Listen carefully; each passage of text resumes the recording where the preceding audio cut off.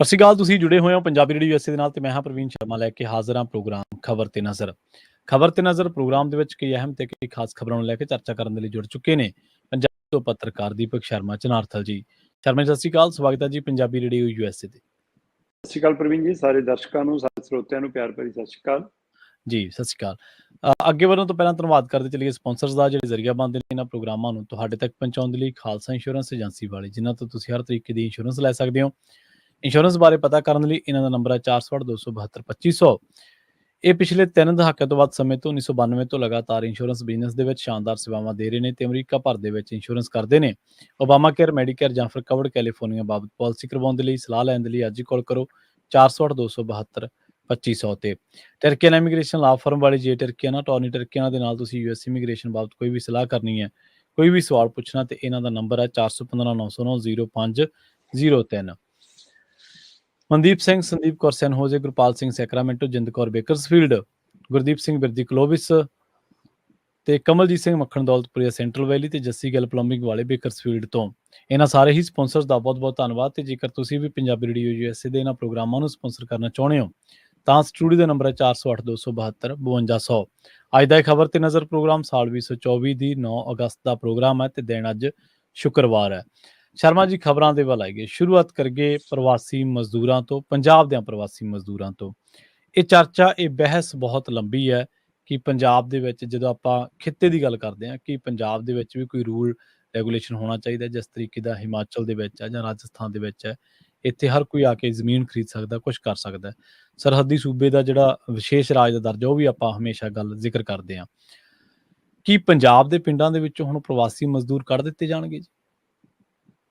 ਪ੍ਰਵੀਨ ਜੀ, ਜਿਸ ਤਰ੍ਹਾਂ ਤੁਸੀਂ ਇਹਨਾਂ ਮਸਲਿਆਂ ਨੂੰ ਛੂਹਿਆ ਕਿ ਆਹ ਮਸਲੇ ਕਈ ਵਾਰ ਉੱਠਦੇ ਨੇ ਕਿ ਹਾਂ ਇੱਥੇ ਵਿਸ਼ੇਸ਼ ਸੂਬੇ ਦਾ ਦਰਜਾ ਜਾਂ ਇੱਥੇ ਕੋਈ ਨਿਯਮਾਵਲੀ ਬਾਹਰਲੇ ਸੂਬੇ ਵਾਲਿਆਂ ਦੀ ਹੋਵੇ, ਉਸ ਦੇ ਨਾਲ ਇਹ ਵੀ ਚਰਚਾ ਚੱਲਦੀ ਹੈ ਕਿ ਜਦੋਂ ਆਹ ਪ੍ਰਵਾਸੀ ਮਜ਼ਦੂਰ ਆਏ, ਇਹਨਾਂ ਨੇ ਪੰਜਾਬ ਦਾ ਸੱਭਿਆਚਾਰ ਖਰਾਬ ਕਰਤਾ, ਪੰਜਾਬ ਦਾ ਰਹਿਣ ਸਹਿਣ ਵਿਗਾੜਤਾ, ਸਾਡੇ ਖਾਣ ਪੀਣ ਤੇ ਅਸਰ ਪਾਤਾ, ਬੱਚਿਆਂ ਤੇ ਅਸਰ ਪਾਤਾ। ਇਹ ਇਸ ਲਈ ਜੀ ਇਹ ਤੋਂ ਨਿਜਾਤ ਪਾਉਣ ਦੀ ਲੋੜ ਹੈ ਨਾ। ਕਈ ਪੰਜਾਬ ਦੇ ਪਿੰਡ ਸ਼ਹਿਰ, ਹੁਣ ਪੰਜਾਬ ਦੇ ਪਿੰਡ ਸ਼ਹਿਰ ਨਹੀਂ ਲੱਗਦੇ।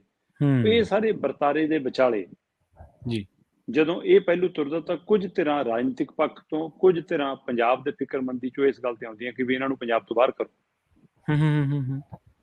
ਜਿੱਦਾਂ ਹੀ ਇਹ ਸਵਾਲ ਆਉਂਦਾ ਹੈ, ਤਦ ਹੀ ਨਾਲ ਇਹ ਸਵਾਲ ਆ ਜਾਂਦਾ ਕਿ ਬਈ ਜੇਕਰ ਏਦਾਂ ਹੋਇਆ ਤਾਂ ਇਹਦਾ ਅਸਰ ਪੰਜਾਬ ਤੋਂ ਬਾਹਰ ਹੋਰਨਾਂ ਸੂਬਿਆਂ 'ਚ ਬੈਠੇ ਪੰਜਾਬੀਆਂ ਤੇ ਪੈ ਸਕਦਾ। ਜੀ। ਤੀਸਰਾ ਇਹਦੇ ਨਾਲ ਜਦੇ ਪਹਿਲੂ ਆ ਜਾਂਦਾ ਹੈ ਤਰਕ ਕਿ ਵੀ ਜਿਹੜੇ ਵਿਦੇਸ਼ਾਂ 'ਚ ਬੈਠੇ ਨੇ, ਉਹ ਦੂਏ ਮੁਲਕਾਂ 'ਚ ਜਾ ਕੇ ਅਸੀਂ ਦੂਆਂ ਦਾ ਹੱਕ ਤੇ ਬੈਠੇ ਹਾਂ, ਇਹ ਤਾਂ ਫਿਰ ਆਪਣੇ ਮੁਲਕ ਦੇ ਨੇ, ਫਿਰ ਕੀ ਹੋ ਗਿਆ ਜੇ ਮੁਲਕ ਦੇ ਕਿਸੇ ਦੂਸਰੇ ਸੂਬੇ 'ਚ ਰੁਜ਼ਗਾਰ ਕਮਾਉਣ ਹੋ ਗਏ, ਏਦਾਂ ਕਿਵੇਂ ਹੋ ਸਕਦਾ? ਸੋ ਇਹ ਇੱਕ ਬਹਿਸ ਲਗਾਤਾਰ ਚੱਲਦੀ ਰਹਿੰਦੀ ਆ। ਇਹ ਸਾਰੀ ਬਹਿਸ ਦੇ ਵਿਚਾਲੇ ਜੀ ਪੰਜਾਬ ਦੀ ਰਾਜਧਾਨੀ ਚੰਡੀਗੜ੍ਹ ਦੇ ਨਾਲ ਮੋਹਾਲੀ ਦੇ ਲੱਗਦੇ 2 ਪਿੰਡਾਂ ਨੇ ਇੱਕ ਵੱਡੇ ਫੈਸਲੇ ਲਏ। ਠੀਕ ਹੈ ਜੀ। ਜਿਨ੍ਹਾਂ ਚੋਂ ਇੱਕ ਪਿੰਡ ਨੇ ਤਾਂ ਸਿੱਧਾ ਫੈਸਲਾ ਲਿਆ ਵੀ ਕਿ ਸਾਡੇ ਪਿੰਡ ਚੋਂ ਸਾਰੇ ਪ੍ਰਵਾਸੀ ਮਜ਼ਦੂਰ ਬਾਹਰ ਨਿਕਲ ਜਾਣ। ਠੀਕ ਹੈ। ਪਿੰਡ 'ਚ ਕੋਈ ਪ੍ਰਵਾਸੀ ਮਜ਼ਦੂਰ ਨਹੀਂ ਰਹੂਗਾ, ਇਹ ਸਾਡੀ ਪੰਚਾਇਤ ਫੈਸਲਾ ਕਰਦੀ ਹੈ ਕਹਿੰਦੇ। ਦੂਸਰੇ ਪਿੰਡ ਨੇ ਨਿਯਮ ਬਣਾਤੇ ਕਿ ਆਹ 11 ਨਿਯਮ ਨੇ ਵੀ ਜਿਹੜਾ ਇਹਨਾਂ ਨਿਯਮਾਂ 'ਚ ਹੈਗਾ ਉਹ ਰਹਿ ਲਵੇ, ਨਹੀਂ ਆਪਣਾ ਬੋਰੀ ਬਿਸਤਰਾ ਚੱਕੋ ਤੇ ਜਾਓ। ਠੀਕ ਹੈ ਜੀ। ਇੱਕ ਪਿੰਡ ਹੈ ਜੰਡਪੁਰ। ਜੰਡਪੁਰ ਪਿੰਡ ਦੀ ਇੱਕ ਨੌਜਵਾਨ ਸਭਾ ਸਾਹਮਣੇ ਆਉਂਦੀ ਹੈ, ਉਹ 11 ਨਿਯਮ ਲੈ ਕੇ ਆਉਂਦੀ ਹੈ, ਜਿਨ੍ਹਾਂ ਚੋਂ 9 ਨਿਯਮ ਸਿਰਫ ਪ੍ਰਵਾਸੀ ਮਜ਼ਦੂਰਾਂ ਲਈ ਨੇ। ਵੈਸੇ ਜਿਹੜੇ ਸਰੋਤੇ ਦਰਸ਼ਕ ਆਪਾਂ ਨੂੰ ਸੁਣ ਦੇਖ ਰਹੇ ਨੇ, ਜਿਹੜੇ 10 ਕੁ ਸਾਲ ਪਹਿਲਾਂ ਤੋਂ ਪੰਜਾਬ 'ਚ ਉੱਠ ਕੇ ਇੱਧਰ ਆ ਗਏ ਨੇ, ਉਹਨਾਂ ਦੀ ਨਜ਼ਰ 'ਚ ਪੰਜਾਬ ਦੇ ਪਿੰਡ ਬੜੇ ਉਹ ਪੁਰਾਣੇ ਰੂਪ ਵਾਲੇ ਹੋਣਗੇ। ਹਾਂਜੀ। 10 ਸਾਲ ਪਹਿਲਾਂ ਵੀ ਮੈਂ ਗੱਲ ਕਰ ਰਿਹਾ, ਬਸ ਜਿਹੜੇ 30-40 ਸਾਲ ਪਹਿਲਾਂ ਤੋਂ ਇੱਧਰੋਂ ਗਏ ਹੋਏ ਨੇ ਉਹਨਾਂ ਦੇ ਤਸਵੀਰਾਂ ਹੀ ਹੋਰ ਨੇ, ਪਰ 10 ਸਾਲ ਪਹਿਲਾਂ ਵੀ।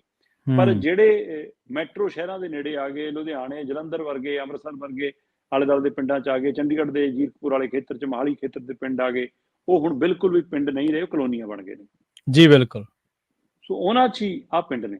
ਜੰਡਪੁਰ ਪਿੰਡ ਦੇ ਨੌਜਵਾਨਾਂ ਨੇ ਇੱਕ ਸਭਾ ਬਣਾਈ, ਪਿੰਡ ਦੇ ਹਰ ਘਰ 'ਚੋਂ ਇੱਕ ਬੰਦਾ ਉਸ ਸਭਾ 'ਚ ਲਿਆ ਤੇ ਉਹਨਾਂ ਨੇ ਫੈਸਲੇ ਕਰ ਲਏ ਵੀ ਕਿ ਆਹ 11 ਮਤੇ ਨੇ ਜਿਨ੍ਹਾਂ 'ਚ ਪਿੰਡ ਦੇ ਵਿੱਚ ਰਹਿੰਦੇ ਪ੍ਰਵਾਸੀ ਮਜ਼ਦੂਰ ਕੋਈ ਬੀੜੀ ਸਿਗਰਟ ਨਹੀਂ ਪੀਊਗਾ, ਕੋਈ ਜਰਦਾ ਗੁਟਕਾ ਨਹੀਂ ਖਾਊਗਾ ਪਿੰਡ 'ਚ, ਕੋਈ ਨੰਗੇ ਧੜ ਨਹੀਂ ਫਿਰੂਗਾ, ਰਾਤ ਨੂੰ 9 ਵਜੇ ਤੋਂ ਬਾਅਦ ਉਹ ਘੁੰਮ ਨਹੀਂ ਸਕਣਗੇ, ਬਿਨਾਂ ਵੈਰੀਫਿਕੇਸ਼ਨ ਤੋਂ ਪਿੰਡ 'ਚ ਰਹਿ ਨਹੀਂ ਸਕਣਗੇ। ਇਹ ਸਾਰੇ ਨਿਯਮ ਉਹਨਾਂ ਨੇ ਕਾਫੀ ਸਖਤ ਬਣਾਏ ਤੇ 2 ਨਿਯਮ ਉਹਨਾਂ ਨੇ ਪਿੰਡ ਦੇ ਆਪਣੇ ਸਾਂਝੇ ਤੌਰ ਲਈ ਬਣਾਏ ਕਿ ਇੱਕ ਤਾਂ ਵੀ 18 ਸਾਲ ਤੋਂ ਘੱਟ ਉਮਰ ਦਾ ਕੋਈ ਵੀ ਜਵਾਕ ਬਿਨਾਂ ਕਾਗਜ਼ਾਂ ਤੋਂ, ਬਿਨਾਂ ਲਾਇਸੈਂਸ ਤੋਂ, ਜਦ ਤੱਕ 18 ਸਾਲ ਦਾ ਨਹੀਂ ਹੁੰਦਾ, ਕੋਈ ਵਾਹਨ ਨਹੀਂ ਚਲਾਊਗਾ। ਹਾਂਜੀ, ਇਹ ਤਾਂ ਸਹੀ ਹੈ ਜੀ। ਦੂਸਰਾ ਉਹਨਾਂ ਨੇ ਇੱਕ ਫੈਸਲਾ ਕੀਤਾ ਕਿ ਪਿੰਡ 'ਚ ਜਦੋਂ ਮਤਲਬ ਕਿਸੇ ਬੱਚੇ ਜੰਮਣ ਦੀ ਖੁਸ਼ੀ ਆਉਂਦੀ ਆ, ਕੋਈ ਵਿਆਹ ਸ਼ਾਦੀ ਦਾ, ਕੋਈ ਮੰਗਣੇ ਦੀ ਖੁਸ਼ੀ ਆਉਂਦੀ ਆ, ਤਾਂ ਜਿਹੜੇ ਥਰਡ ਜੈਂਡਰ ਵਧਾਈਆਂ ਲੈਣ ਆਉਂਦੇ ਨੇ, ਹੈ ਨਾ, ਉਹਨਾਂ ਨੂੰ 2100 ਤੋਂ ਵੱਧ ਕੋਈ ਅਦਾਇਗੀ ਨਹੀਂ ਹੋਊਗੀ। ਠੀਕ ਹੈ। ਇਹ 2 ਨਿਯਮ ਆ ਗਏ ਪਿੰਡ ਲਈ। ਬਾਕੀ ਨਿਯਮ ਆ ਗਏ, ਮਤਲਬ ਠੀਕ ਹੈ, ਬੀੜੀ ਸਿਗਰਟ ਨਾਲ ਆਪਾਂ ਨੂੰ ਬਹੁਤ ਹੋਰੇ ਤਰ੍ਹਾਂ ਦੀ ਐਲਰਜੀ ਹੁੰਦੀ ਹੈ ਨਾ, ਗੁਟਕਾ ਜੇ ਉਹ ਥੁੱਕੀ ਜਾਣਾ, ਕੂੜਾ ਕਿਤੇ ਸਿੱਟ ਦੇਣਾ, ਜਾਂ ਮਤਲਬ ਪ੍ਰਵਾਸੀ ਮਜ਼ਦੂਰ ਸਾਡੇ ਕਦੀ ਲੂੰਗੀ ਲਾ ਕੇ ਫਿਰੀ ਜਾਂਦੇ ਨੇ, ਮਤਲਬ ਹੈ ਨਾ, ਉਹ ਇਹ ਸਾਰੀ ਚੀਜ਼ਾਂ ਨੇ, ਮਾਹੌਲ, ਰਹਿਣ ਖਾਣ, ਉਹ ਸਾਰੀ ਚੀਜ਼ਾਂ ਨੇ ਮਤਲਬ ਕਈ ਤਰ੍ਹਾਂ ਦੇ ਸਵਾਲ ਖੜੇ ਕੀਤੇ ਤੇ ਉਹਨਾਂ ਚੋਂ ਇਹ ਨਿਯਮ ਬਣੇ। ਚੰਗਾ ਹੋਵੇ ਇਹ ਨੌਜਵਾਨ ਇਸ ਨਿਯਮ ਤੇ ਵੀ ਆਉਣ ਕਿ ਬਈ ਸ਼ਰਾਬ ਤੋਂ ਵੀ ਦੂਰ ਰਹੂਗਾ ਪਿੰਡ, ਚਿੱਟੇ ਤੋਂ ਵੀ ਦੂਰ ਰਹੂਗਾ, ਸਿੰਥੈਟਿਕ ਨਸ਼ੇ ਤੋਂ ਵੀ ਦੂਰ ਰਹੂਗਾ। ਉਸ ਗੱਲ ਵੱਲ ਨੂੰ ਵੀ ਜੇ ਵੱਜ ਜਾਵੇ ਤਾਂ ਹੋਰ ਵੀ ਬਾਕਮਾਲ ਹੈ। ਪਰ ਇਹ ਨਿਯਮ ਬਣਾਉਣ ਲੱਗਿਆ ਉਹਨਾਂ ਦਾ ਇੱਕ ਤਰਕ ਬੜਾ ਕਮਾਲ ਸੀ ਪ੍ਰਵੀਨ ਜੀ। ਅੱਛਾ।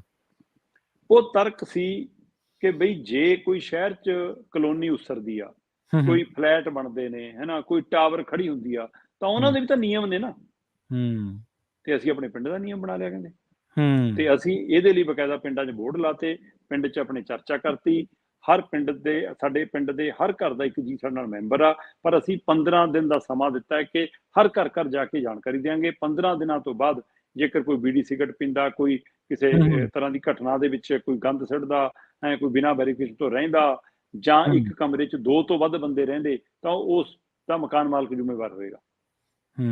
ਜੀ, ਇਸ ਦੀ ਚਰਚਾ ਤੁਰ ਰਹੀ ਆ। ਇਹ ਤੋਂ ਪਹਿਲਾਂ ਜਿਹੜਾ ਇੱਕ ਪਿੰਡ ਨੇ ਫੈਸਲਾ ਲਿਆ ਉਹ ਹੈ ਮੁੱਦੋ ਸੰਗਤੀਆਂ। ਠੀਕ ਹੈ ਜੀ। ਮੁੱਦੋ ਸੰਗਤੀਆਂ ਪਿੰਡ ਦੇ ਹਵਾਲੇ ਨਾਲ ਖਬਰ ਨਸਰ ਹੋਈ ਕਿ ਵੀ ਪਿੰਡ ਨੇ, ਪੰਚਾਇਤ ਨੇ ਮਤਾ ਪਾ ਲਿਆ ਕਿ ਸਾਡੇ ਪਿੰਡ ਦੇ ਵਿੱਚ ਆਬੋ ਹਵਾ ਖਰਾਬ ਕਰਦੇ ਨੇ, ਸਾਡੇ ਪਿੰਡ ਦਾ ਸੱਭਿਆਚਾਰ ਖਰਾਬ ਕਰਦੇ ਨੇ, ਪਰਿਵਾਰ ਦੇ ਬੱਚਿਆਂ ਤੇ ਮਾੜਾ ਅਸਰ ਪੈਂਦਾ ਤੇ ਕ੍ਰਾਈਮ ਵੱਧ ਗਿਆ ਸਾਡੇ ਪਿੰਡ 'ਚ। ਠੀਕ ਹੈ। ਇਸ ਲਈ ਮੁੱਦੋ ਸੰਗਤੀਆਂ ਪਿੰਡ ਦੀ ਪੰਚਾਇਤ ਫੈਸਲਾ ਕਰਦੀ ਹੈ ਕਿ ਇਹਨਾਂ ਨੂੰ ਪਿੰਡੋਂ ਕੱਢਿਆ ਜਾਵੇ, ਕਿ ਪਿੰਡੋਂ ਬਾਹਰ ਹੋ ਜਾਣ। ਇਸ ਫੈਸਲੇ ਦੇ ਮਾਮਲਾ ਥਾਣੇ ਤੱਕ ਚਲਾ ਗਿਆ, ਡੀਐਸਪੀ ਦੇ ਧਿਆਨ 'ਚ ਆ ਗਿਆ, ਮਾਮਲਾ ਕੋਰਟ ਤੱਕ ਚਲਾ ਗਿਆ। ਹੁਣ ਕੋਰਟ 'ਚ ਤਰਕੇ ਦਿੱਤਾ ਜਾ ਰਿਹਾ ਵੀ ਕਿ ਪੰਚਾਇਤ ਕਿਵੇਂ ਮਤਾ ਪਾ ਲੂਗੀ, ਪੰਚਾਇਤ ਤਾਂ ਹੈ ਹੀ ਨਹੀਂ। ਠੀਕ ਹੈ। ਪੰਚਾਇਤਾਂ ਤਾਂ ਭੰਗ ਨੇ। ਹੁਣ ਇਹ ਸਾਰੀ ਪ੍ਰਕਿਰਿਆ ਚਰਚਾ 'ਚ, ਪਰ ਇਸ ਚਰਚਾ ਨੇ ਇੱਕ ਫਿਕਰ ਪੈਦਾ ਕਰਤਾ ਕਿ ਕੀ ਪੰਜਾਬ ਦੇ ਵਿੱਚ ਹੁਣ ਸਾਰੇ ਪਿੰਡਾਂ 'ਚ ਹਵਾ ਚੱਲੇਗੀ।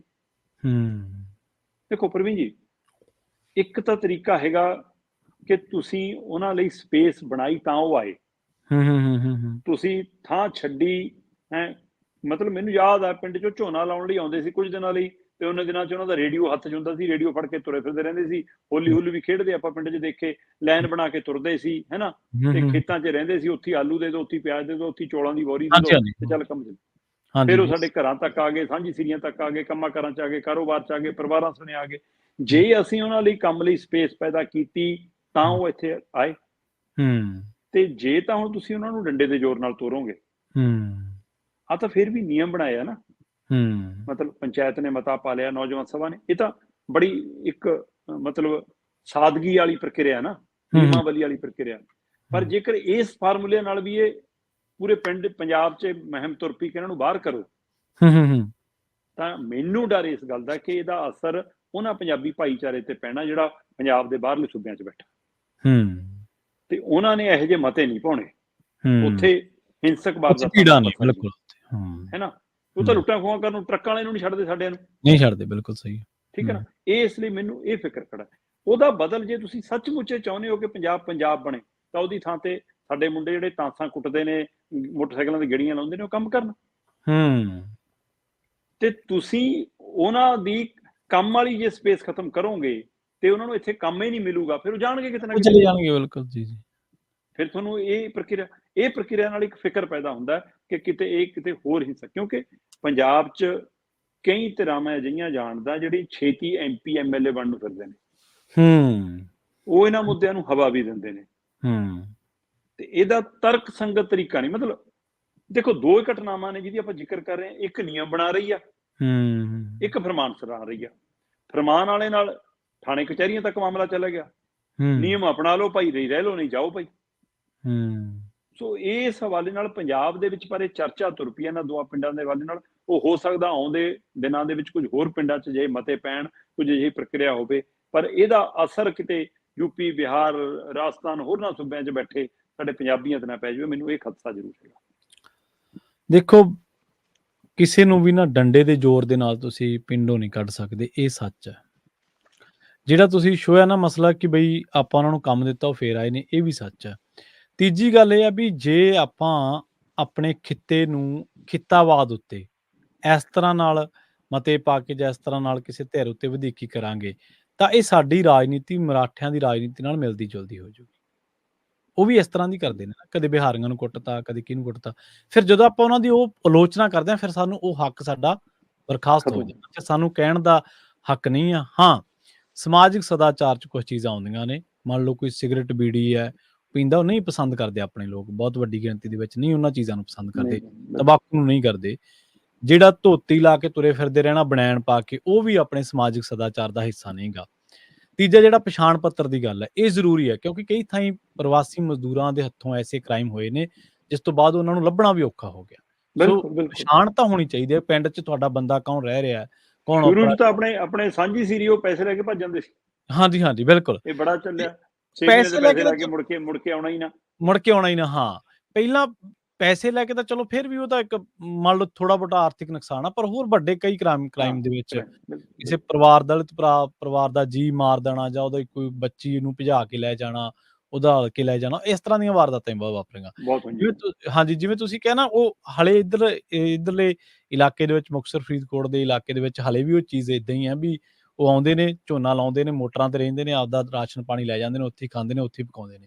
ਸੋ ਠੀਕ ਹੈ, ਪਰ ਸਭ ਤੋਂ ਵੱਡੀ ਜੇ ਉਹਨਾਂ ਨੂੰ ਆਪਾਂ ਆਪਦੇ ਸਾਂਝੀਦਾਰ ਬਣਾ ਕੇ ਘਰਾਂ ਦੇ ਵਿੱਚ ਰੱਖ ਰਹੇ ਹਾਂ, ਸੱਦ ਰਹੇ ਹਾਂ, ਫਿਰ ਤਾਂ ਉਹਨਾਂ ਨੇ ਆਉਣਾ ਹੀ ਆ। ਸੋ ਰੁਜ਼ਗਾਰ ਉਹਨਾਂ ਨੂੰ ਮਿਲ ਰਿਹਾ, ਰੁਜ਼ਗਾਰ ਭਾਲ ਦੇ ਵਿੱਚ ਆਏ ਨੇ, ਤੇ ਇਹਦੇ ਵਿੱਚ ਸਾਨੂੰ ਵੋਟ ਵਾਲੇ ਸਿਸਟਮ ਤੋਂ ਵੀ ਸੋਚਣਾ ਪਊਗਾ ਕਿ ਸਾਡੀਆਂ ਸਰਕਾਰਾਂ ਹੁਣ ਉਧਰ ਝੁਕਾਅਵਾਦੀ ਹੋਣਗੀਆਂ ਜਦੋਂ ਉਹਨਾਂ ਦੀ ਵੋਟ ਵੱਧ ਗਈ, ਫਿਰ ਆਪਾਂ ਚਰਚਾ ਕੀਤੀ ਸੀ ਨਾ ਕਿ ਉਹ ਤਾਂ ਇਸ ਸਥਿਤੀ 'ਚ ਆ ਗਏ ਨੇ ਕਿ ਪੰਜਾਬ ਦੇ ਜਿੱਤ ਹਾਰਾਂ ਤੈਅ ਕਰ ਸਕਦੇ ਨੇ, ਹਾਂਜੀ, ਕਿੰਨੇ ਐਮਪੀ ਸੀਟਾਂ ਤੇ ਸਾਡੀਆਂ। ਹਾਂਜੀ, ਇਹਦੇ ਨਾਲ ਜਿਹੜਾ ਤੁਹਾਡੇ ਖਿੱਤੇ ਦਾ ਇੱਕ ਸਵੈਮਾਨ ਹੈ, ਉਹਨੂੰ ਵੀ ਸੱਟ ਵੱਜਦੀ। ਇੱਕ ਆਪਣਾ ਆਪਦਾ ਇੱਕ ਸਵੈਮਾਨ ਆ ਨਾ ਕਿ ਅਸੀਂ ਪੰਜਾਬੀ ਆ, ਤੇ ਜੇ ਸਾਡੀਆਂ ਸਰਕਾਰਾਂ, ਸਾਡੇ ਲੀਡਰ ਉਧਰ ਝੁਕਾਅਵਾਦੀ ਹੋ ਗਏ ਤਾਂ ਸਾਡੇ ਉਹ ਸਵੈਮਾਨ ਨੂੰ ਵੀ ਤਾਂ ਸੱਟ ਵੱਜੂਗੀ ਨਾ।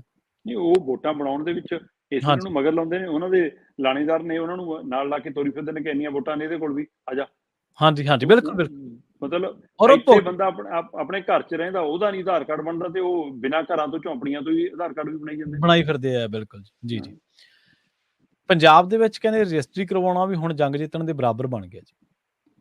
ਪ੍ਰਵੀਨ ਜੀ, ਇਹ ਬਹੁਤ ਵੱਡਾ ਸਵਾਲ ਹੈ। ਅੱਜ ਇਸ ਮਸਲੇ ਤੇ ਪੰਜਾਬ ਪੱਧਰ ਦਾ ਇੱਕ ਸੈਮੀਨਾਰ ਵੀ ਸੀਗਾ ਨਾਭੇ, ਤੇ ਮੈਂ ਉੱਥੋਂ ਕਾਫੀ ਕੁਝ ਸੁਣ ਕੇ ਵੀ ਆਇਆ ਤੇ ਸਮਝ ਕੇ ਵੀ ਆਇਆ, ਚਲੋ ਆਪਣੇ ਵਿਚਾਰ ਵੀ ਰੱਖੇ। ਉਹਦੇ ਵਿੱਚ ਇੱਕ ਫਿਕਰ ਉੱਭਰਿਆ ਕਿ ਪੰਜਾਬ 'ਚ ਇੱਕ NOC ਵਾਲਾ ਫਾਰਮੂਲਾ ਲਾਗੂ ਕੀਤਾ ਇਹਨਾਂ ਨੇ ਕਿ ਜੀ ਕਿਸੇ ਵੀ ਪਲਾਟ ਦੀ, ਮਕਾਨ ਦੀ, ਕਿਸੇ ਕਲੋਨੀ ਦੀ ਰਜਿਸਟਰੀ ਕਰਾਉਣੀ ਆ ਤਾਂ NOC ਲਿਆਓ, ਪਹਿਲਾਂ ਨਗਰ ਕੌਂਸਲ ਦੇ ਅਧੀਨ ਆਉਂਦੀ, ਨਗਰ ਕੌਂਸਲ ਤੋਂ ਲਿਆਓ ਜੀ, ਗਵਾਂਢਾਂ ਤੋਂ ਲਿਆਓ ਜੀ, NOCਆਂ ਲਿਆਓ। ਮਤਲਬ ਪ੍ਰਾਪਰਟੀ ਡੀਲਰਾਂ ਦਾ ਆਪਣਾ ਫਿਕਰ ਹੈ ਕਿ ਉਹਨਾਂ ਦੇ ਕਾਰੋਬਾਰ ਤੇ ਅਸਰ ਪੈਂਦਾ। ਜੀ, ਬਿਲਕੁਲ। ਪਰ ਉਹ ਫਿਰ ਵੀ ਤਾਪ ਝੱਲਣ ਦੀ ਹਿੰਮਤ ਰੱਖਦੇ ਨੇ ਕਿਉਂਕਿ ਉਹਨਾਂ ਦਾ ਸਾਰਾ ਕਨੈਕਸ਼ਨ ਬਹੁਤ ਬੜਾ ਹੁੰਦਾ। ਪਰ ਜਿਹੜੇ ਬੰਦੇ ਨੇ ਜ਼ਿੰਦਗੀ 'ਚ 2 ਵਾਰ 4 ਵਾਰ ਪਲਾਟ ਖਰੀਦਣਾ, ਵੇਚਣਾ, ਜਾਂ ਕਿਸੇ ਨੇ ਲੈ ਕੇ ਰੱਖ ਲਿਆ, ਕੁੜੀ ਦੇ ਵਿਆਹ ਤੇ ਵੇਚਣਾ, ਕਿਸੇ ਮੁੰਡੇ ਦੇ ਵਿਆਹ ਤੇ ਵੇਚਣਾ, ਮੁੰਡੇ ਨੂੰ ਬਾਹਰ ਭੇਜਣ ਲੱਗੇ ਲੋੜ ਹੈ, ਇਸ ਤਰ੍ਹਾਂ ਦੇ, ਉਹਦੇ ਲਈ ਤਾਂ ਮੁਸੀਬਤ ਹੋ ਗਈ। ਤੁਸੀਂ ਪ੍ਰਕਿਰਿਆ ਦੇਖੋ ਕੈਸੀ ਆ ਕਿ ਜੇ ਤੁਸੀਂ ਕਲੋਨੀ ਪਾਸ ਕੀਤੀ ਆ ਤੇ ਉਸ ਕਲੋਨੀ ਦੇ ਅੰਦਰ ਕੋਈ ਪਲਾਟ ਦੀ ਰਜਿਸਟਰੀ ਆ ਤੇ ਦੁਬਾਰਾ ਉਹਦੇ ਲਈ NOC ਕਿਉਂ ਬਈ? ਜੇ ਤੁਸੀਂ ਕਲੋਨੀ ਪਾਸ ਵੀ ਨਹੀਂ ਕੀਤੀ, ਇਲੀਗਲ ਕਲੋਨੀ ਆ, ਕੱਚੀ ਕਲੋਨੀ ਆ, ਪੱਕੀ ਕਲੋਨੀ ਆ, ਕਿਸੇ ਪੁਰਾਣੇ MLA ਦੀ ਆ, ਨਵੇਂ ਦੀ ਆ, ਤੇ ਪਰ ਉਹਦੀ ਪੁਰਾਣੀ ਰਜਿਸਟਰੀ ਹੋਈ ਆ, ਤੇ ਫਿਰ NOC ਦਾ ਮਸਲਾ ਕਿੱਥੇ ਆ ਗਿਆ ਵੀ? ਜੇ NOC ਦੀ ਲੋੜ ਹੈ, ਉਹ ਰਜਿਸਟਰੀ ਸਹੀ ਨਹੀਂ ਹੈ, ਫਿਰ ਸਭ ਤੋਂ ਪਹਿਲਾਂ ਤਾਂ ਤਹਿਸੀਲਦਾਰ ਨੂੰ ਫੜਾਓ ਨਾ ਜਿਹਨੇ ਰਜਿਸਟਰੀ ਕੀਤੀ ਸੀ। ਮਤਲਬ ਇਹ ਲੋਕਾਂ ਨੂੰ, ਆਮ ਲੋਕਾਂ ਨੂੰ ਤੰਗ ਕਰਨ ਵਾਲੀ ਪ੍ਰਕਿਰਿਆ। ਹੁਣ ਤੁਸੀਂ ਇਹ ਦੇਖੋ ਕਿ ਫਲੈਟ ਬਣਦੇ ਨੇ, ਲੰਬੇ ਟਾਵਰਾਂ ਬਣਦੀਆਂ ਨੇ, ਮਤਲਬ ਮੰਨ ਲਓ 100 ਗਜ ਦੇ ਵਿੱਚ, 150 ਗਜ ਦੇ ਵਿੱਚ, 200 ਗਜ ਦੇ ਵਿੱਚ ਟਾਵਰ ਚੱਕੀ ਹੈ ਉੱਪਰ, ਤੇ 8-8 ਮੰਜ਼ਲੀ, 6-6 ਮੰਜ਼ਲੀ ਫਲੈਟ ਬਣੇ ਨੇ, ਹੈ ਨਾ? ਤੇ 200 ਗਜ 'ਚ 6 ਫਲੈਟ ਬਣ ਗਏ। ਬਿਲਕੁਲ ਜੀ। ਤੁਹਾਡੇ ਕੋਲ 200 ਗਜ ਦਾ ਇੱਕ ਪਲਾਟ ਹੈ, ਤੁਸੀਂ ਉੱਥੇ ਘਰ ਪਾ ਲਿਆ, ਤੁਹਾਡੇ 2 ਜਵਾਕ ਹੋ ਗਏ। ਹੁਣ ਤੁਸੀਂ ਕਹੋ ਕਿ ਮੈਂ ਆਪਣੇ 2 ਜਵਾਕਾਂ ਨੂੰ 200 ਗਜ ਵਾਲਾ ਪਲਾਟ 'ਚੋਂ 100 ਗਜ ਕਰਕੇ ਅੱਧਾ ਘਰ ਦੇ ਦੇਣਾ, ਨਹੀਂ ਦੇ ਸਕਦੇ ਤੁਸੀਂ। ਅੱਛਾ। ਜੇ ਤੁਸੀਂ ਕਹੋ ਉੱਪਰ ਥੱਲੇ ਬਣਾ ਕੇ ਦੇ ਦੂੰਗਾ, ਉਹ ਕਹਿੰਦੇ ਇੱਕੋ ਰਜਿਸਟਰੀ ਰਹੂਗੀ, ਇੱਕੋ NOC ਹੋਊਗੀ, 2 NOC ਨਹੀਂ ਹੋਣੀਆਂ, 2 ਰਜਿਸਟਰੀਆਂ ਨਹੀਂ ਹੋਣੀਆਂ। ਤੁਸੀਂ ਮੁਸੀਬਤ ਨਹੀਂ ਮੰਜ਼ਿਲ ਬਣਾਓ, ਪਰ ਉਹਨੂੰ 2 ਜਣਿਆਂ 'ਚ ਨਹੀਂ ਵੰਡ ਸਕਦੇ। ਉਹ ਦੋਵਾਂ ਦੇ ਨਾਂ ਨਹੀਂ ਚੜੂਗੀ। ਠੀਕ ਹੈ। ਇਹ ਫਰਮਾਨ ਨੇ ਨਵੇਂ। ਸੋ ਇਹ ਸਾਰੇ ਮਤਲਬ ਤੁਹਾਨੂੰ 200 ਗਜ ਦਾ ਪਲਾਟ ਪਿਆ ਹੈ, ਤੁਸੀਂ ਉਹ 'ਚੋਂ 100 ਗਜ ਬਣਾ ਲਿਆ, 100 ਖਾਲੀ ਛੱਡਿਆ, ਕੱਲ ਨੂੰ ਕਹੋ ਪਿਛਲੀ 20 ਲੱਖ ਦੀ ਮੈਂ ਵੇਚ ਦਿੰਦਾ, ਵੇਚ ਨਹੀਂ ਸਕਦੇ ਫਿਰ। ਇੱਕੋ ਰਜਿਸਟਰੀ ਰਹੂਗੀ ਜੀ ਕਹਿੰਦੇ। ਸੋ ਇਹ ਸਾਰੇ ਤਰਕਾਂ ਦੇ ਨਾਲ ਮਤਲਬ ਉਹ ਕਲੋਨੀ ਵਾਲਿਆਂ ਨੂੰ ਫਲੈਟ ਬਣਾਉਣ ਦੀ ਮਨਜ਼ੂਰੀ ਹੈ, ਤੇ ਆਪਣੇ ਬੰਦੇ ਜਿਹਦਾ ਆਪਣਾ ਘਰ ਹੈ ਉਹਨੂੰ ਸਾਬਤ ਕਰਨਾ ਪੈਂਦਾ ਕਿ ਮੇਰਾ ਘਰ ਹੈ ਜੀ, NOC ਮਿਲੇ ਨਾ ਮਿਲੇ। ਇਹ ਤਾਂ NRCC ਵਾਲਾ ਫਾਰਮੂਲਾ ਹੋ ਗਿਆ। ਸੋ ਇਹ ਸਾਰੀ ਪ੍ਰਕਿਰਿਆ ਦੇ ਵਿਚਾਲੇ ਹੁਣ ਰੇਟ ਵਧਾਤੇ, DC ਰੇਟ, ਜ਼ਮੀਨਾਂ ਦੇ ਰੇਟ ਵਧ ਗਏ। ਮੈਂ ਕਹਿੰਦਾ ਠੀਕ ਹੈ, ਅੱਗੇ ਵੀ ਸਰਕਾਰਾਂ ਵਧਾਉਂਦੀਆਂ, ਪਰ ਫਿਰ ਰਿਸ਼ਵਤ ਦੇ ਰੇਟ ਤਾਂ ਘਟਵਾ ਲਓ। ਉਹ ਰੇਟ ਉਨੇ ਹੀ ਵਧੀ ਜਾਂਦੇ ਨੇ। ਦੂਸਰੀ ਗੱਲ, ਜੇ ਇਹ ਫਾਰਮੂਲੇ ਤੇ ਆਉਣਾ ਹੀ ਹੈ ਪ੍ਰਵੀਨ ਜੀ, ਅੱਜ ਦੀ ਤਰੀਕ 'ਚ 6% ਲੇਡੀਜ਼ ਤੇ ਰਜਿਸਟਰੀ ਕਰਾਉਣ ਤੇ ਹੈ, 7.5% ਮੈਂ ਕਿਹਾ ਸਾਂਝੀ ਤੇ ਹੈ, 8% ਜੇ ਕਿਸੇ ਬੰਦੇ ਦੇ ਨਾਂ ਤੇ ਰਜਿਸਟਰੀ ਕਰਾਉਣੀ ਹੈ। ਤੁਸੀਂ ਨਕਸ਼ਾ ਨਵੀਸ ਤੋਂ ਲੈ ਕੇ ਟਾਈਪਿਸਟ ਵਾਲੇ ਤੋਂ ਲੈ ਕੇ ਤਹਿਸੀਲ ਦੇ ਵਿੱਚ ਕਿਸੇ ਬੰਦੇ ਮੁਲਾਜ਼ਮ ਤੋਂ ਪੁੱਛ ਲਓ ਕਿ ਬੀਬੀ ਦੇ ਨਾਂ ਤੇ ਰਜਿਸਟਰੀ ਕਰਾਉਣੀ ਹੈ, ਕਿੰਨਾ ਖਰਚਾ? ਉਹ ਕਹੂਗਾ ਜੀ 8.5% ਆ ਜਾਊਗਾ। ਵੀ 6% ਹੈਗਾ ਤੇ 8.5 ਕਿਉਂ ਦੱਸ ਰਿਹਾ? ਬੰਦੇ ਦੇ ਨਾਂ ਤੇ ਪੁੱਛ ਲਓ ਕਿੰਨਾ, 10-10.5% ਆ ਜੂ ਜੀ ਖਰਚਾ। ਮਤਲਬ 2% ਉਹ ਲਾ ਕੇ ਚੱਲਦੇ ਨੇ, ਕਿੰਨਾ ਤੁਹਾਨੂੰ ਦੇਣਾ ਪੈਣਾ ਜੀ। ਸਹੀ ਹੈ, ਬਿਲਕੁਲ ਠੀਕ ਹੈ। ਜੀ ਇਹਦਾ ਮਤਲਬ ਇਹ ਫਾਰਮੂਲੇ ਜਦੋਂ ਹੈਗੇ ਤਾਂ ਫਿਰ ਸਰਕਾਰ ਆ ਜਾਵੇ ਨਾ, ਜੇ ਕਲੈਕਟਰ ਰੇਟ ਵਧਾਉਣਾ ਹੀ ਆ ਤਾਂ ਆ ਜਾਵੇ ਸਰਕਾਰ ਕੇ ਭਾਈ ਮਾਰਕੀਟ ਰੇਟ ਤੇ ਹੀ ਹੋਊਗੀ। 1 ਕਰੋੜ ਦਾ ਕਿੱਲਾ 1 ਕਰੋੜ ਤੇ ਹੀ ਹੋਊਗੀ, ਪਰ 1% ਟੈਕਸ ਹੋਊਗਾ। ਹਾਂਜੀ, ਫਿਰ ਤੇ ਇਹੀ ਕਰਦੇ ਨੇ ਸਿੱਧਾ। ਸਹੀ ਆ ਜਾਓ ਉਸ ਮਸਲੇ ਤੇ, ਟੈਕਸ ਵੀ ਘਟਾ ਦਿਓ, ਤੇ ਫਿਰ ਤਹਿਸੀਲਦਾਰ ਮੰਗੇ ਵੀ ਨਾ ਜਦੋਂ ਪਤਾ ਕਿ ਜਿੰਨੀ ਰੇਟ ਤੇ ਉਨੀ ਦੀ ਰਜਿਸਟਰੀ ਹੋ ਰਹੀ ਆ, ਤੇ ਪਰਸੈਂਟੇਜ 1 ਤੇ ਕਰ ਦਿਓ, ਸਰਕਾਰ ਨੂੰ ਵੀ ਆਮਦਨ ਆਉਣ ਲੱਗ ਪਈ।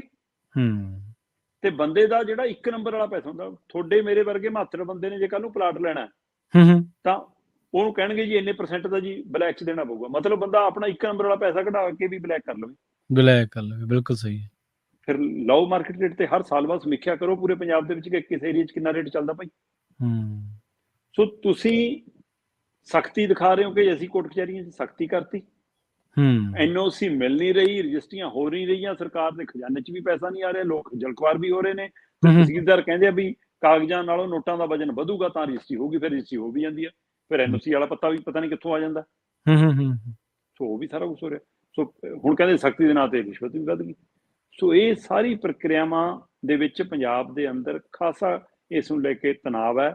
ਠੀਕ ਹੈ, ਜਿਹੜੇ ਵਪਾਰੀ ਨੇ ਜਾਂ ਪ੍ਰੋਪਰਟੀ ਡੀਲਰ ਨੇ ਉਹਨਾਂ ਦਾ ਕੰਮ ਪ੍ਰਭਾਵਿਤ ਹੋ ਰਿਹਾ। ਤੇ ਮੈਨੂੰ ਇਹਦੇ ਪਿੱਛੇ ਮਨਸ਼ਾ ਇੱਕ ਹੋਰ ਵੀ ਲੱਗਦੀ ਹੈ। ਮੈਨੂੰ ਇਹਦੇ ਪਿੱਛੇ ਮਨਸ਼ਾ ਇਹ ਵੀ ਸਾਰਾ ਕੰਮ ਕਾਰਪੋਰੇਟ ਘਰਾਣਿਆਂ ਦੇ ਹੱਥ 'ਚ ਦੇਣ ਦੀ ਕਵਾਇਦ ਲੱਗਦੀ ਹੈ। ਜਿਵੇਂ ਕਿਸੇ ਸਮੇਂ ਮੀਟ ਦੀਆਂ ਖੋਖੇ ਹੁੰਦੇ ਸੀ, ਉਹ ਚੁਕਾ ਕੇ ਬੜੀਆਂ ਕੰਪਨੀਆਂ ਦਾ ਹੀ ਹੁਣ ਕੰਮ ਚੱਲਦਾ ਹੈ ਨਾ। ਉਸੇ ਤਰ੍ਹਾਂ ਦਾ ਇਹ ਕਾਰੋਬਾਰ ਹੈ ਕਿ ਪਿੰਡਾਂ ਸ਼ਹਿਰਾਂ ਕਸਬਿਆਂ ਜਿਹੜੇ ਛੋਟੇ ਪ੍ਰੋਪਰਟੀ ਡੀਲਰ ਨੇ ਉਹਨਾਂ ਨੂੰ ਖਤਮ ਕਰੋ, ਬੜੀਆਂ ਕੰਪਨੀਆਂ ਨੂੰ ਸਾਰੀਆਂ ਮਨਜ਼ੂਰੀਆਂ ਮਿਲਦੀਆਂ, ਸਾਰਾ ਕੁਝ ਹੁੰਦਾ। ਬਿਲਕੁਲ ਸਹੀ। ਇਸ ਲਈ ਇਹ ਬੜੇ ਕਾਰਪੋਰੇਟ ਘਰਾਣਿਆਂ ਦੇ ਹੱਥਾਂ 'ਚ ਇਹ ਵੀ ਕੰਮ ਦੇਣ ਦਾ, ਪਰ ਇਹਦੇ ਨਾਲ ਆਮ ਪੰਜਾਬੀ ਪ੍ਰਭਾਵਿਤ ਹੁੰਦਾ। ਤੇ ਸਰਕਾਰਾਂ ਸੋਚਦੀਆਂ ਕਿ 2% ਨੇ ਜਿਹੜੇ ਜ਼ਮੀਨਾਂ ਖਰੀਦਦੇ ਰਜਿਸਟਰੀ ਕਰਾਉਂਦੇ ਨੇ, ਇਹਨਾਂ ਨਾਲ ਕੀ ਫਰਕ ਪੈਂਦਾ, ਕੋਈ ਚੱਕਰ ਨਹੀਂ। ਪਰ ਭਰਾ ਹਰੇਕ ਨੂੰ ਕੋਈ ਨਾ ਕੋਈ ਮੁਸੀਬਤ ਆਉਂਦੀ ਹੈ। ਜੇ ਸਾਰਿਆਂ ਨੂੰ 2% ਕਰਕੇ ਛੱਡੀ ਜਾਓਗੇ ਫਿਰ ਸਰਕਾਰ ਚਲਾਉਣੀ ਔਖੀ ਹੋ ਜਾਊਗੀ ਤੁਹਾਨੂੰ। ਬਿਲਕੁਲ ਸਹੀ ਜੀ, ਬਿਲਕੁਲ। ਅੰਮ੍ਰਿਤਪਾਲ ਦੀ ਲੋਕ ਸਭਾ ਦੀ ਮੈਂਬਰੀ ਨੂੰ ਖਤਰਾ ਨਹੀਂ ਗਾ ਜੀ ਹੁਣ? ਦੇਖੋ, ਇੱਕ ਪਟੀਸ਼ਨ ਆਈ ਸੀ ਪ੍ਰਵੀਨ ਜੀ, ਜਦੋਂ ਇੱਕ ਆਜ਼ਾਦ ਉਮੀਦਵਾਰ ਨੇ ਪਟੀਸ਼ਨ ਦਾਖਲ ਕੀਤੀ ਸੀ। ਹਾਂਜੀ। ਚੈਲੰਜ ਕੀਤਾ ਸੀਗਾ ਕਿ ਜੀ ਕਿ ਇਹ ਸਹੀ ਨਹੀਂ ਗਾ ਜੀ, ਕਿਉਂਕਿ ਅੰਮ੍ਰਿਤਪਾਲ ਸਿੰਘ ਦਾ ਜੇਲ੍ਹ 'ਚ ਸੀਗਾ ਜੀ, ਉਸਨੇ ਜੀ ਨਾਮਜ਼ਦਗੀਆਂ ਜੇਲ੍ਹ ਤੋਂ ਭਰਤੀਆਂ ਜੀ, ਪਰ ਜਿਹੜਾ ਫੰਡ ਆਇਆ ਜੀ ਉਹਦਾ ਹਿਸਾਬ ਨਹੀਂ ਸਹੀ ਦਿੱਤਾ ਜੀ, ਜਾਂ ਕਹਿੰਦੇ ਜੀ ਪ੍ਰਚਾਰ ਗੁਰੂ ਘਰਾਂ ਤੋਂ ਕੀਤਾ ਜੀ, ਜਿਹੜਾ ਮਤਲਬ ਕਿ ਚੋਣ ਪ੍ਰਚਾਰ ਦੇ ਤਹਿਤ ਨਿਯਮਾਂ ਤਹਿਤ ਉਲਟ ਸੀ ਜੀ। ਉਹਦੇ ਬਾਰੇ ਇੱਕ ਆਜ਼ਾਦ ਉਮੀਦਵਾਰ ਜਿਹੜਾ ਹਾਰਿਆ ਸੀ ਉਹਨੇ ਪਟੀਸ਼ਨ ਪਾਈ ਸੀ। ਠੀਕ ਹੈ ਜੀ। ਪਰ ਜਿਹੜੀ ਪਟੀਸ਼ਨ ਦੇ ਮਾਮਲੇ 'ਚ ਰਾਹਤ ਮਿਲੀ ਹੈ ਇਹ ਵੱਖਰੀ ਹੈ।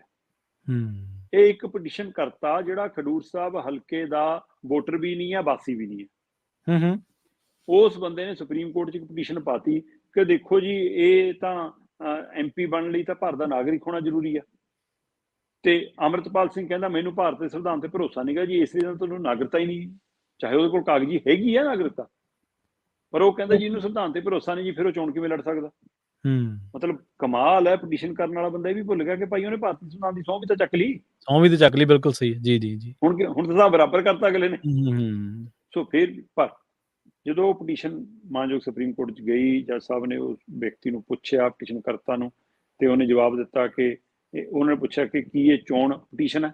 ਉਹ ਕਹਿੰਦਾ ਨਹੀਂ ਜੀ, ਮੈਂ ਖਡੂਰ ਸਾਹਿਬ ਹਲਕੇ ਦਾ ਵਾਸੀ ਨਹੀਂ ਗਾ, ਪਰ ਇਸ ਪ੍ਰਕਿਰਿਆ ਦੇ ਨਾਲ ਮੇਰੇ ਮਨ ਨੂੰ ਠੇਸ ਪਹੁੰਚੀ ਹੈ।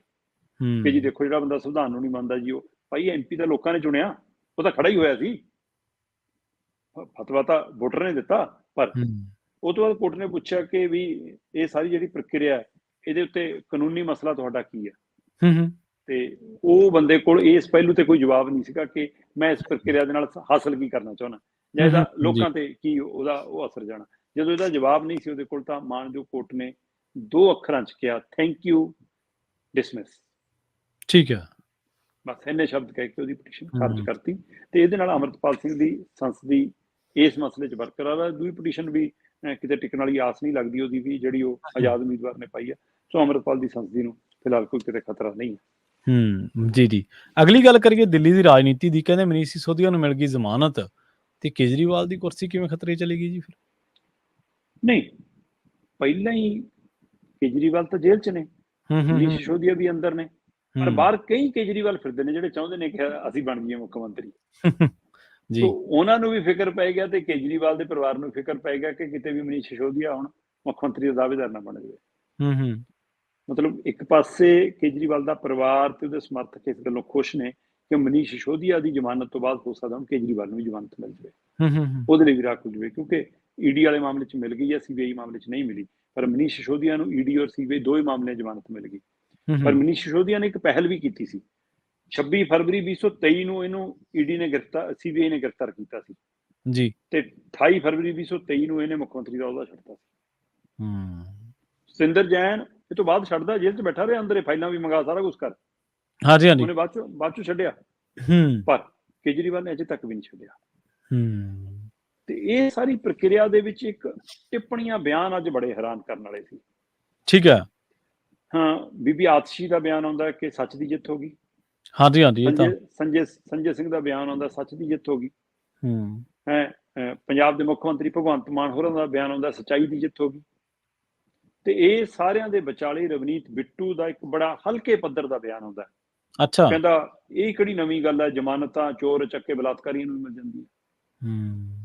ਮਤਲਬ ਇਹ ਕਿਹੋ ਜਿਹੀ ਭਾਸ਼ਾ, ਉਹ ਵੀ ਇੱਕ ਮੰਤਰੀ ਦੀ।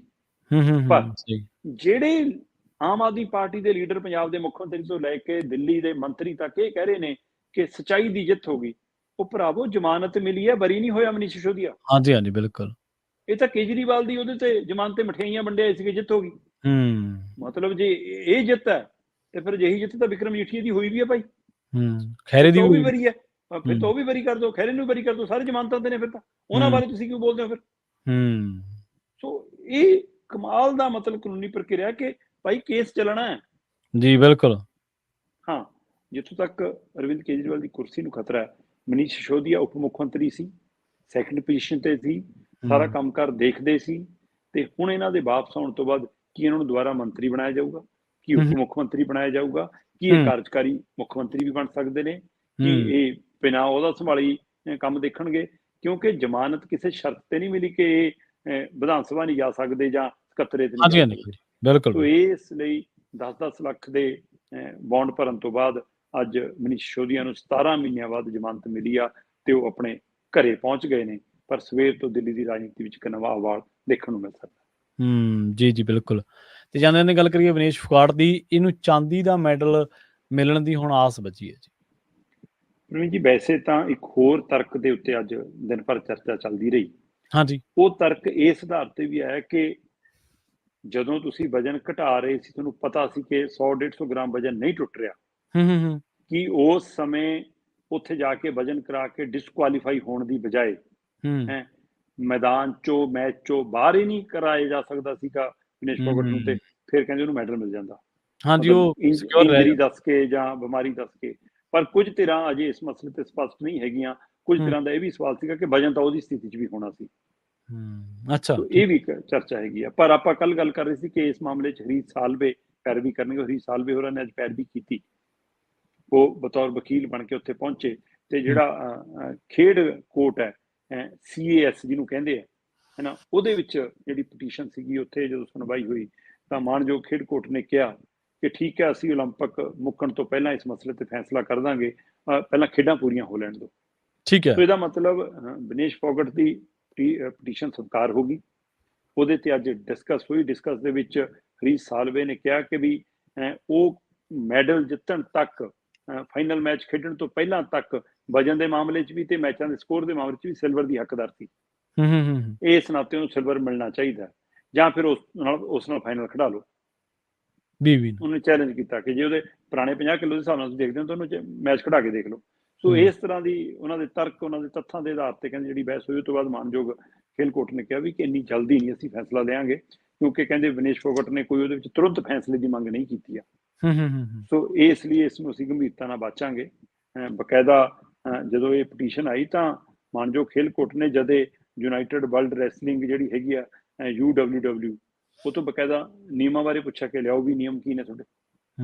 ਸੋ ਇਸ ਤੋਂ ਹੁਣ ਆਸ ਤਾਂ ਜਾਗ ਗਈ ਕਿ ਉਸ ਨੂੰ ਮਿਲ ਸਕਦਾ। ਹਾਂ, ਜਿੱਥੋਂ ਤੱਕ CS ਦੀ ਗੱਲ ਹੈ, ਮਤਲਬ ਖੇਡ ਨਾਲ ਜੁੜਿਆ ਜਿਹੜਾ ਵੀ ਕਾਨੂੰਨੀ ਵਿਵਾਦ ਹੈ ਉਹ ਇਹਦੇ ਵਿੱਚ ਨਿਬੇੜਿਆ ਜਾਂਦਾ। ਇੱਕ ਆਰਗੇਨਾਈਜੇਸ਼ਨ ਹੈ ਜਿਹਦਾ 1984 ਦੇ ਵਿੱਚ ਗਠਨ ਹੋਇਆ ਸੀਗਾ, ਜਿਹਦੀ ਸਥਾਪਨਾ 1984 ਦੇ ਵਿੱਚ ਹੋਈ ਸੀ। ਸਵਿਟਜ਼ਰਲੈਂਡ ਦੇ ਵਿੱਚ CS ਜਿਹੜੀ ਇਹ ਖੇਡ ਕੋਰਟ ਹੈ, ਉੱਥੇ ਉਹਦਾ ਹੈੱਡਕੁਆਟਰ ਹੈ।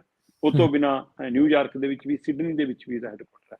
ਤੇ ਜਿੱਥੇ ਵੀ ਓਲੰਪਿਕ ਦੀ ਖੇਡ ਹੁੰਦੀ ਹੈ ਉੱਥੇ ਆਰਜੀ ਕੋਰਟ ਬਣਾਈ ਜਾਂਦੀ ਹੈ। ਸੋ ਪੈਰਿਸ ਦੇ ਵਿੱਚ ਵੀ ਹੁਣ ਆਰਜੀ ਕੋਰਟ ਸੀ, ਇੱਥੇ ਪਟੀਸ਼ਨ ਦਾਖਲ ਹੋਈ ਹੈ। ਤੇ ਇਸ ਕੁੜੀ ਦੇ ਹੱਕ ਦੇ ਵਿੱਚ ਨੀਰਜ ਚੋਪੜਾ ਤੱਕ ਨੇ ਵੀ ਟਿੱਪਣੀ ਕੀਤੀ ਹੈ। ਤੇ ਅੱਜ ਨੀਰਜ ਚੋਪੜਾ ਤੇ ਉਹਦੀ ਮਾਤਾ ਖੂਬ ਚਰਚਾ 'ਚ ਨੇ ਕਿ ਜਿਨ੍ਹਾਂ ਨੇ ਕਮਾਲ ਦੀ ਮਤਲਬ ਗੱਲ ਕਹੀ ਕਿ ਗੋਲਡ ਜਿੱਤਣ ਵਾਲਾ ਪਾਕਿਸਤਾਨ ਵਾਲਾ ਮੁੰਡਾ ਵੀ ਤਾਂ ਸਾਡਾ ਹੀ ਮੁੰਡਾ ਹੈ, ਉਹ ਵੀ ਮੇਰਾ ਹੀ ਪੁੱਤ ਹੈ। ਕਹਿੰਦੀ ਕਿ ਮੇਰਾ ਪੁੱਤ ਜੇ ਦੂਆ ਚਾਂਦੀ ਜਿੱਤ ਕੇ ਲੈ ਤਾਂ ਸੋਨਾ ਜਿੱਤਣ ਵਾਲਾ ਵੀ ਮੇਰਾ ਹੀ ਪੁੱਤ ਹੈ। ਇਹ ਹੈ ਪੰਜਾਬ ਦੀ, ਹਾਂਜੀ ਬਿਲਕੁਲ, ਇਹ ਹੈ ਪੰਜਾਬ ਦੀ ਮਿੱਟੀ, ਜਿਹਨੂੰ ਮਤਲਬ ਚਿਰਾਂ ਤੋਂ ਤੁਸੀਂ ਰੌਂਦਦੇ ਆ ਰਹੇ ਹੋ, ਪਰ ਇਹਦੇ ਵਿੱਚ ਤਾਂ ਵੀ ਫੁੱਲ ਖਿੜਦੇ ਨੇ, ਤਾਂ ਵੀ ਮਹਿਕ ਵਿਖਰਦੀ ਹੈ। ਨਹੀਂ ਬਿਲਕੁਲ ਜੀ, ਉਹ ਉਸ ਉਧਰੋਂ ਵੀ ਉਹ ਮਾਤਾ ਨੇ ਵੀ ਸਾਵਾਂ ਹੀ ਬਿਆਨ ਦਿੱਤਾ। ਉਹਨਾਂ ਨੇ ਵੀ ਕਿਹਾ ਵੀ ਉਹ ਵੀ ਸਾਡੇ ਬੱਚਿਆਂ ਵਰਗਾ, ਉਹ ਵੀ ਸਾਨੂੰ ਬਹੁਤ ਪਿਆਰ ਕਰਦਾ ਹੈ ਤੇ ਕੋਈ ਗੱਲ ਨਹੀਂ, ਖੇਡ ਹੈ, ਮੁਕੱਦਰ ਹੈ, ਜਿੱਤ ਹਾਰ ਹੁੰਦੀ ਰਹਿੰਦੀ ਹੈ, ਪਹਿਲਾ ਦੂਜਾ ਨੰਬਰ। ਅਸਲ 'ਚ ਦੋਨਾਂ ਦੀ ਟਿਊਨਿੰਗ ਬਹੁਤ ਵਧੀਆ। ਹਾਂਜੀ ਹਾਂਜੀ ਬਿਲਕੁਲ ਬਿਲਕੁਲ, ਦੋਨੇ ਬੱਚੇ, ਦੋਨੇ ਮਤਲਬ ਪਾਕਿਸਤਾਨ ਵਾਲਾ ਮੁੰਡਾ ਵੀ ਤੇ ਸਾਡਾ ਮੁੰਡਾ ਵੀ, ਦੋਨਾਂ ਦੀ ਦੋਸਤੀ ਬਹੁਤ ਹੈ। ਹਾਂਜੀ ਹਾਂਜੀ, ਤੇ ਇਸ ਲਈ ਉਹਨਾਂ ਦੀ ਗੱਲ ਅਕਸਰ ਪਰਿਵਾਰਾਂ 'ਚ ਵੀ ਹੁੰਦੀ ਹੋਊਗੀ, ਤਾਂ ਉਸੇ 'ਚ ਉਹ ਪਿਆਰ ਜਾਗਿਆ ਹੋਇਆ ਤੇ ਉਸੇ ਭਾਵਨਾ 'ਚ ਉਹ ਬੋਲੇ ਨੇ। ਤੇ ਮਾਂ ਤਾਂ ਮਾਂ ਹੀ ਹੁੰਦੀ ਹੈ। ਹਾਂਜੀ ਬਿਲਕੁਲ, ਇਹ ਸਾਨੂੰ ਚੀਜ਼ਾਂ ਨਾ ਥੋੜਾ ਜਿਹਾ ਦਿਲ ਖੁੱਲਾ ਸਾਨੂੰ ਕ੍ਰਿਕਟ ਵਰਗੀਆਂ ਖੇਡਾਂ 'ਚ ਵੀ ਕਰਨਾ ਚਾਹੀਦਾ। ਉੱਥੇ ਸਾਡਾ ਦੇਸ਼ ਜਾਂ ਸਾਡੇ ਲੋਕ ਕੁਝ ਹੋਰ ਤਰੀਕੇ ਨਾਲ ਰਿਐਕਟ ਕਰਦੇ ਨੇ। ਨਹੀਂ, ਉਹ ਸਾਰਾ ਦੇਸ਼ ਨਹੀਂ, ਸਾਰਾ। ਹਾਂਜੀ, ਇਹ ਨਾ ਇਸ ਖੇਡ ਦੇ ਵਿੱਚ ਤੁਸੀਂ ਦੇਖੋ ਕਿ ਹਾਕੀ ਦੇ ਟੀਮ ਦੇ ਲਈ ਖੜੀ ਇੱਕ ਸੂਬੇ ਨੇ ਕੀਤੀ ਹੈ ਹਾਕੀ ਦੀ ਟੀਮ, ਪਰ ਪੂਰਾ ਮੁਲਕ ਇਸ ਵਾਰ ਹਾਕੀ ਦੇ ਲਈ ਖੜਿਆ। ਉਹ ਮਤਲਬ ਜਿੰਨਾ ਸਰਪੰਚ ਨੂੰ ਪਿਆਰ ਕਰ ਰਹੇ ਸੀ ਉਹਦੇ ਨਾਲ ਵੱਧ ਉਹਨਾਂ ਦੇ ਗੋਲਕੀਪਰ ਨੂੰ ਪਿਆਰ ਕੀਤਾ ਪੰਜਾਬ ਨੇ, ਪੰਜਾਬੀਆਂ ਨੇ। ਬਿਲਕੁਲ ਹੈ ਨਾ, ਇਸ ਲਈ ਇਹ ਨਹੀਂ ਗਾ, ਹਰਿਆਣੇ ਵਾਲਿਆਂ ਨੂੰ ਵੀ ਉਨੀ ਵਾਹਵਾਹੀ ਮਿਲੀ। ਹਾਂ, ਵਿਨੇਸ਼ ਫੋਗਟ ਵਾਲੇ ਮਾਮਲੇ ਤੇ ਉਹ ਸਾਰੀਆਂ ਤੋਪਾਂ ਖਿਡਾ ਕੇ ਰੱਖਤੀਆਂ ਦੇਸ਼ ਨੇ, ਦੇਸ਼ ਨੂੰ ਇਕੱਠਾ ਹੋ ਕੇ ਖੜਿਆ ਉਸ ਕੁੜੀ। ਜੀ ਬਿਲਕੁਲ, ਮਤਲਬ ਅੱਜ ਤੁਸੀਂ ਕਹਿ ਨਹੀਂ ਸਕਦੇ ਕਿ ਵਿਨੇਸ਼ ਫੋਗਟ ਕੱਲੀ ਹਰਿਆਣੇ ਦੀ ਧੀ ਆ, ਨਹੀਂ ਕਹਿ ਸਕਦੇ। ਬਿਲਕੁਲ, ਸੋ ਲੋਕ ਜਜ਼ਬਾਤੀ ਤੌਰ ਤੇ ਇਹੀ ਖੇਡ ਦੀ ਤਾਕਤ ਆ, ਇਹੀ ਖੇਡ ਦੀ ਤਾਕਤ ਆ। ਪ੍ਰਵੀਨ ਜੀ, ਮੈਨੂੰ ਅੱਜ ਵੀ ਯਾਦ ਆ ਜਦੋਂ ਪਿੰਡਾਂ 'ਚ ਟੂਰਨਾਮੈਂਟ ਹੁੰਦੇ ਸੀ ਨਾ, ਹਾਂਜੀ, ਤਾਂ ਉਹ ਜਦੋਂ ਕਬੱਡੀ ਦਾ ਮੈਚ ਹੋਣਾ ਤਾਂ ਉਹਦੇ ਉੱਤੇ ਕਲੀ ਪਾ ਕੇ ਤੈਅ ਕਰਨਾ ਕਿ ਵੀ ਇੱਧਰ ਪਾਲਾ ਤੇਰਾ, ਇੱਧਰ ਪਾਲਾ ਮੇਰਾ। ਤੇ ਉਸ ਕਲੀ ਵਾਲੀ ਬੱਟ ਦੇ ਉੱਤੇ, ਇੱਕ ਖੁੰਝੇ ਦੇ ਉੱਤੇ ਇੱਕ ਪੀਪਾ ਪਿਆ ਹੁੰਦਾ ਸੀ ਤੇ ਪੀਪੇ ਦੇ ਉੱਤੇ ਇੱਕ ਡੱਬਾ ਹੁੰਦਾ ਸੀ, ਸਾਰੇ ਇੱਕੋ ਡੱਬੇ ਨਾਲ ਪਾਣੀ ਪੀ ਲੈਂਦੇ ਸੀ। ਬਿਲਕੁਲ, ਹਾਂਜੀ ਹਾਂਜੀ, ਆਹੀ ਖੇਡ ਹੈ ਜਿਹ 'ਚ ਇੱਕ ਹੈ, ਆਹੀ ਓਲੰਪਿਕ ਦੀ ਪਛਾਣ ਆ। ਉਹੀ ਨਹੀਂ, ਨੀਰਜ ਚੋਪੜਾ ਨੇ ਪਿਛਲੀ ਵਾਰ ਉਹਨੂੰ ਆਪਣਾ ਉਹ ਥਰੋ ਦੇਤਾ ਸੀਗਾ ਭਾਲਾ ਸੁੱਟਣ ਨੂੰ। ਹਾਂਜੀ ਹਾਂਜੀ ਬਿਲਕੁਲ, ਹੈ ਨਾ, ਮਤਲਬ ਇਹ ਹੀ ਸਾਂਝ ਹੈ। ਤੇ ਅੱਜ ਉਹ ਫਿਰ ਉਹ ਪਿਆਰ ਚੱਲ ਗਿਆ। ਜੀ ਬਿਲਕੁਲ। ਸ਼ਰਮਾ ਜੀ, ਇਹਨਾਂ ਖਾਸ ਖਬਰਾਂ ਤੇ ਖਾਸ ਜਾਣਕਾਰੀਆਂ ਦੇ ਲਈ ਤੁਹਾਡਾ ਬਹੁਤ ਬਹੁਤ ਧੰਨਵਾਦ ਜੀ। ਬਹੁਤ ਸ਼ੁਕਰੀਆ, ਬਹੁਤ ਸ਼ੁਕਰੀਆ ਜੀ। ਪ੍ਰੋਗਰਾਮ ਖਬਰ ਤੇ ਨਜ਼ਰ ਨੂੰ ਆਪਾਂ ਇੱਥੇ ਹੀ ਸਮਾਪਤ ਕਰਾਂਗੇ। ਤੁਹਾਡਾ ਸਾਰਿਆਂ ਦਾ ਬਹੁਤ ਧੰਨਵਾਦ।